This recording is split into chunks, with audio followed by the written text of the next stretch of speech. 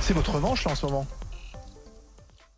J'ai du mal à considérer cela comme une revanche parce que une revanche, c'est quelque chose de joyeux et je ne suis pas joyeuse. Donc je savais qu'on me rendrait justice et je pensais qu'on me rendrait justice après ma mort. Coup de bol, je n'ai attendu que 10 ans finalement, c'est pas trop long. Et moi je rends vraiment hommage à la première phrase que m'a dite Nicolas Sarkozy quand on a commencé à se préparer à la pandémie H1N1. Il m'a dit « L'argent ne doit pas avoir d'importance pour toi. Tu dois faire le maximum. » Et c'est la ligne politique qu'il m'avait confiée à ce moment-là. Jérôme Marty. On va être plus simple, hein. Vous avez échoué comme les autres. Pourquoi je dis ça? Non mais très clairement, pourquoi je dis ça? D'abord, il y a la petite focale et la grande focale. La petite focale, elle va être sur votre gestion de H1N1. Effectivement, vous avez, et on doit le saluer, mis les stocks nécessaires. Mais si on peut pas non plus, excusez-moi, de lever un petit peu la peinture rose qu'on est en train de mettre sur le passé et d'aller sur la couche inférieure. Si on se souvient bien, ce que reprochait la profession, c'était pas du tout l'histoire des stocks, c'était les vaccinodromes. C'était le fait qu'on avait créé des espèces d'immenses centres de vaccination où on avait exclu. Je suis très content de vous poser la question. On avait je vais vous exclu. expliquer. Attendez, pour l'instant, c'est pas une question. C'est juste, je brosse je brosse la chose et ensuite on va oui, discuter. mais moi, je vais la brosser à mon tour. On avait exclu complètement les professionnels de santé libéraux. On a induit un doute sur la vaccination que nous-mêmes on a mis après des années à récupérer avec des gens qui ne se vaccinaient plus ou qui se vaccinaient beaucoup moins. Ça, c'était pour la première chose.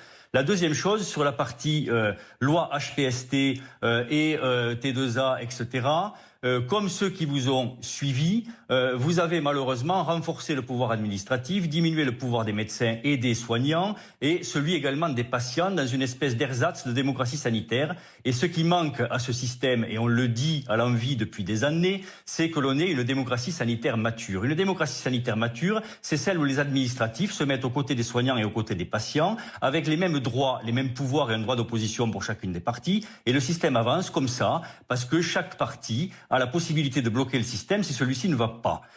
Or, ce que l'on voit avec les lois que vous avez mis en place, comme ceux qui vous ont suivi, c'est que c'est l'administration et le politique qui décident en verticalité, et on va voir le brave soignant qui donne tout, et on l'applaudit à 20h, et on dit « Ah, ces braves soignants qui vraiment donnent tout », mais par contre, on ne leur donne pas la liberté et la possibilité de co-gérer véritablement le système avec un vrai pouvoir et un vrai droit d'opposition. Ça n'existe pas, et j'en termine, et on a des associations de patients que l'on finance, que l'État finance, et on les libère pas, alors qu'on pourrait très bien imaginer que les entreprises, comme elles paient 1% pour la formation, payent le DIM aux associations de patients, ce qui les libérerait du pouvoir politique. Et là, on aurait une vraie démocratie sanitaire. Et on n'y est pas aujourd'hui, on en est très loin, et on va d'échec en échec, et de la même façon qu'on a écarté les généralistes et les libéraux avec les vaccinodromes, on a écarté en phase 1 et en phase 2 les libéraux de toute la gestion du Covid, et on s'est retrouvé avec des hôpitaux qui se sont retrouvés avec des soignants contaminés, et on a perdu du temps, et on en est là aujourd'hui.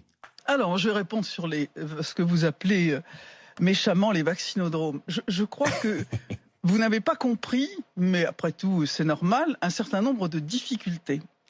C'est-à-dire que contrairement à une image d'ignorance, je ne peux pas vous le reprocher, nous avons toujours eu des problèmes de livraison de vaccins. Et que j'ai pas été à la tête de dizaines de millions de boîtes de vaccins. Les vaccins, parce qu'on était dans un système extrêmement concurrentiel, arrivaient au compte-gouttes. Et surtout par boîte de 500 doses non déconditionnables. Ce qui faisait que quand on recevait 2 millions de doses, on avait 4000 boîtes.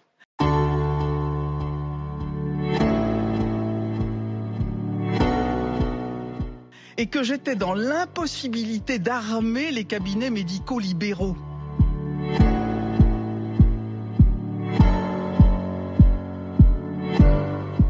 L'argent ne doit pas avoir d'importance.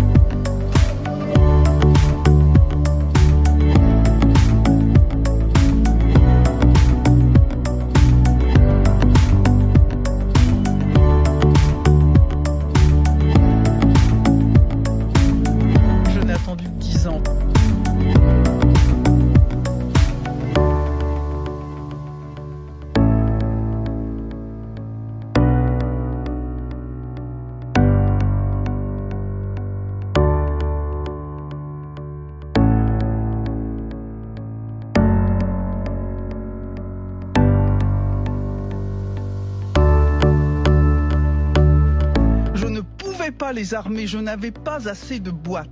Ensuite, cette présentation non déconditionnable faisait qu'il y avait une perte considérable. La perte considérable, elle était due au fait que quand vous aviez piqué dans un flacon avec votre seringue pour vacciner, vous étiez obligé de jeter le flacon pour des raisons de protection bactériologique. Vous étiez obligé de jeter le flacon à la fin de la journée. J'étais donc devant une difficulté logistique considérable. Je l'ai expliqué aux médecins cela.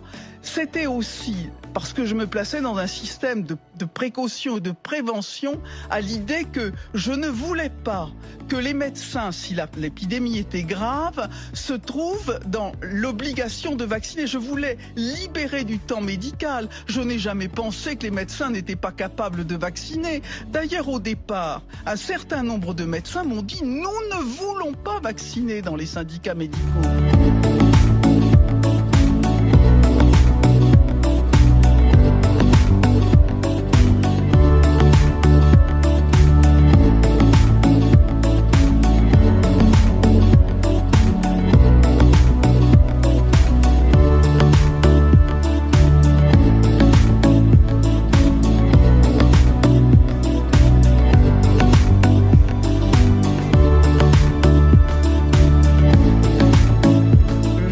Je savais qu'on me rendrait justice. Il faut que les gens sachent ce que tu as fait.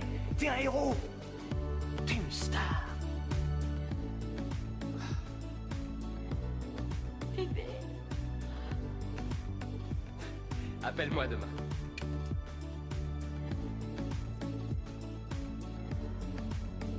La vanité. C'est décidément mon péché préféré. Ha ha.